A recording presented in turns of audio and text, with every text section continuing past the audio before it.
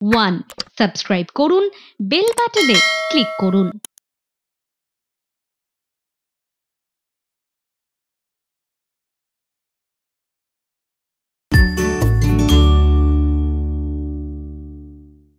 নমস্কার, শুভ সন্ধ্যা সকলকে। অনেক অনেক ভালোবাসা, কারণ ঝলমলে একটা সন্ধ্যা আমরা কাটাতে শুরু করব।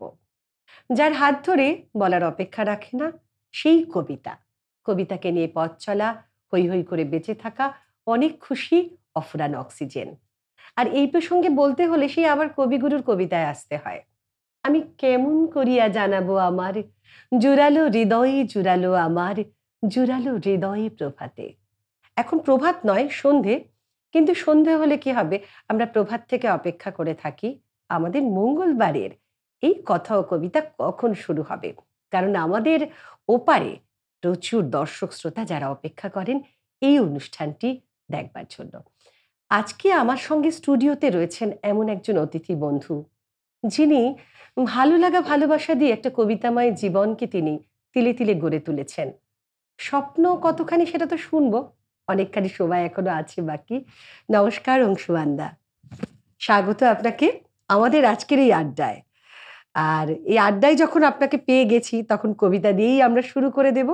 তারপরে অবশ্যই আপনার কবিতার জার্নি, কবিতাময় আপনার কি বলি যুবক, শৈশব এবং এই মুহূর্তের বড়বেলা, সবটাই আমরা আজকে আপনার থেকে শুনবো আড্ডায় আড্ডায়। শুরুতে আমাদের কি শোনাবেন? সেই কত আগে কবিগুরু কিছু প্রশ্ন রেখে গিয়েছিলেন, যা আজকেও আমাদের সবার কাছে প্রশ্ন। সেই প্রশ্ন কবিগুরু রবীন্দ্রনাথ ঠাকুরের, সেই কবিতাটা দিয়ে আমি শুরু করতে চাই। ভগবান, তুমি যুগে যুগে দূত পাঠায়েছ বারে বারে দয়াহীন সংসারে। তারা বলে গেল ক্ষমা করো সবে, বলে গেল ভালোবাসো, অন্তর হতে বিদ্বেষ বিষ নাশো।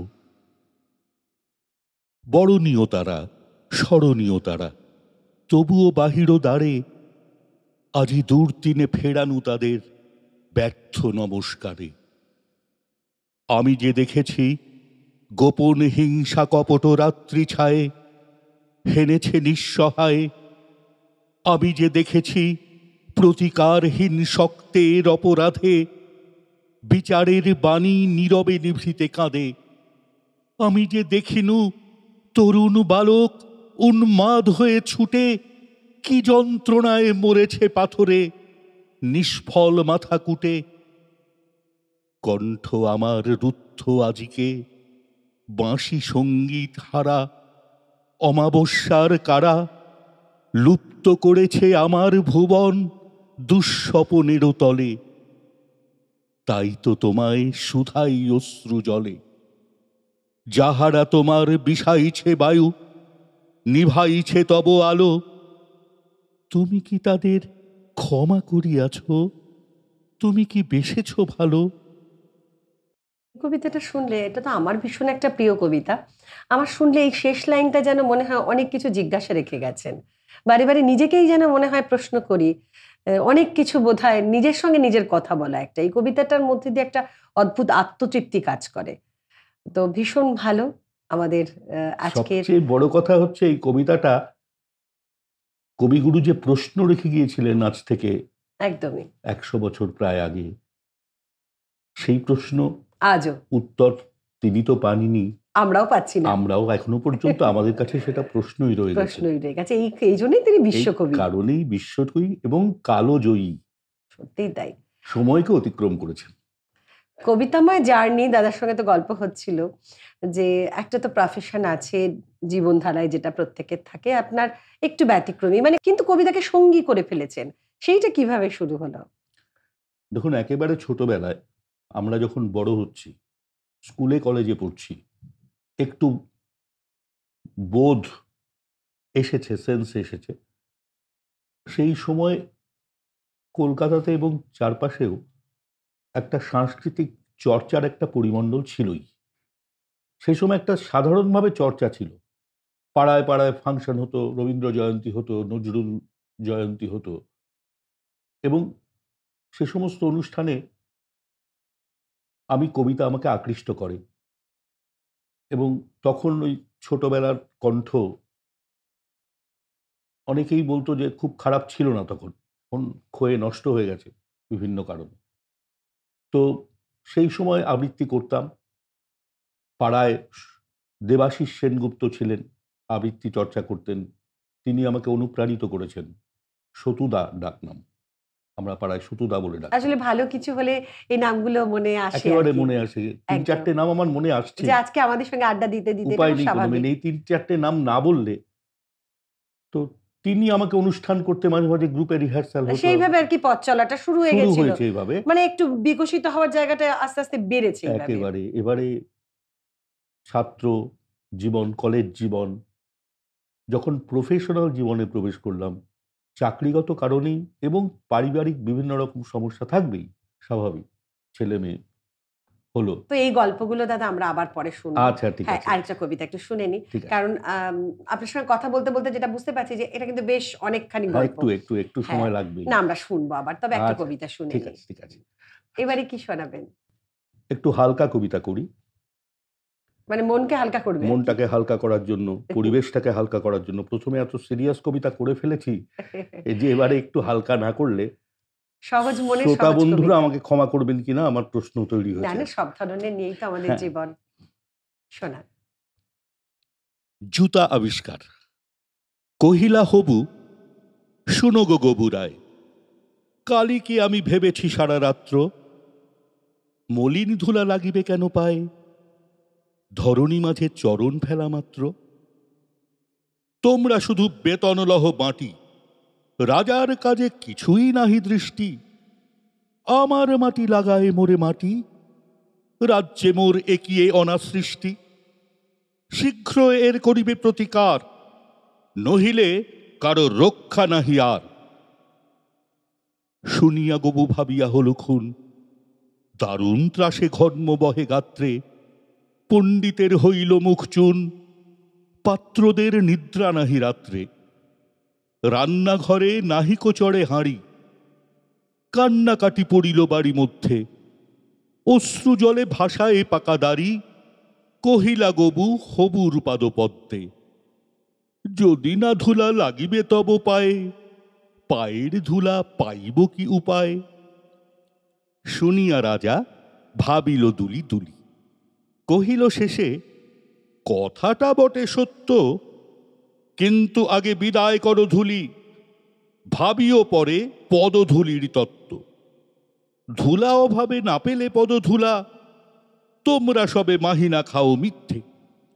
কেন বা তবে পুষিনু এতগুলা, উপাধি ধরা বৈজ্ঞানিক ভৃত্যে।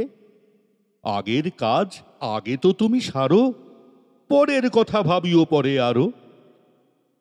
আধার দেখে রাজার কথা শুনি, যতন ভরে আনিল তবে মন্ত্রী। যেখানে যত আছিল জ্ঞানী গুণী, দেশে বিদেশে যতেক ছিল যন্ত্রী। বসিল সবে চশমা চোখে আঁটি, ফুরায়ে গেল 19 পিপে নস্য। অনেকে ভেবে কহিল গেলে মাটি, ধরায় তবে কোথায় হবে শস্য। কহিল রাজা, তাই যদি না হবে, পণ্ডিতেরা রয়েছ কেন তবে। সকলে মিলি যুক্তি করি শেষে, কিনিল ঝাঁটা 17.5 লক্ষ। ঝাঁটের চোটে পথের ধুলা এসে ভরিয়ে দিল রাজার মুখ ও বক্ষ।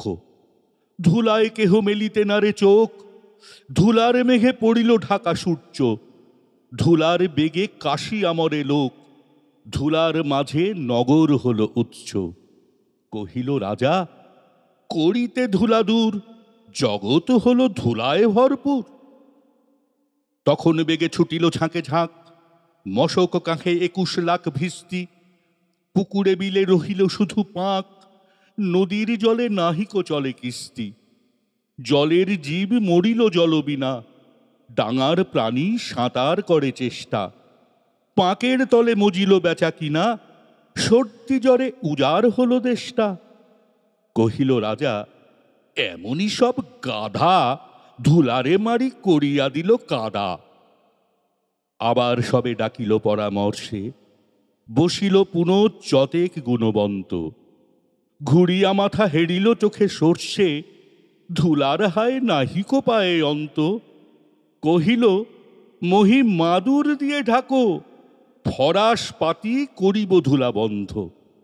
কহিল কেহ রাজারে ঘরে রাখো, কোথাও যেন না থাকে কোনো রন্ধ্র। ধুলার মাঝে না যদি দেন পা, তাহলে পায়ে ধুলা তো লাগে না। কহিল রাজা সে কথা বড় খাঁটি, কিন্তু মোর হতেছে মনে সন্দেহ।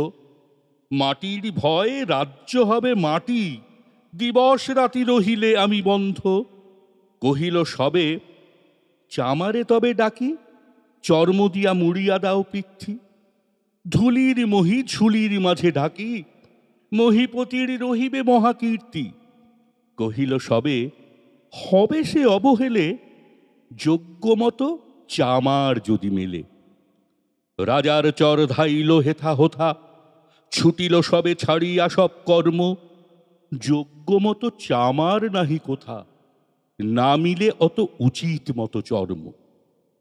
তখন ধীরে চামার কুলপতি, কহিল এসে ঈষৎ হেসে বৃদ্ধ, বলিতে পারি করিলে অনুমতি, সহজে যাহে মানুষ হবে সিদ্ধ। নিজের দুটি চরণ ঢাকো তবে, ধরণী আর ঢাকিতে নাহি হবে। কহিল রাজা এত কি হবে সিধে, ভাবিয়া বল সকল দেশ শুদ্ধ। মন্ত্রী কহে ব্যাটারে শুলে বিঁধে, কারার মাঝে করিয়া রাখো রুদ্ধ। রাজার পদচর্ম আবরণে, ঢাকিল বুড়া বসিয়া পদপান্তে। মন্ত্রী কহে আমারও ছিল মনে, কেমনে বেটা পেরেছে সেটা জানতে। সেদিন হতে চলিল জুতা পরা, বাঁচিল গবু রক্ষা পেল ধরা। সেদিন হতে চলিল জুতা পরা, বাঁচিল গবু রক্ষা পেল ধরা। অনেক কবিতা, অনেক ভালো লাগা নিয়ে আবার ফিরে আসবে এক্ষুনি। আপাতত নিয়ে নিচ্ছি একটা ছোট্ট বিরতি।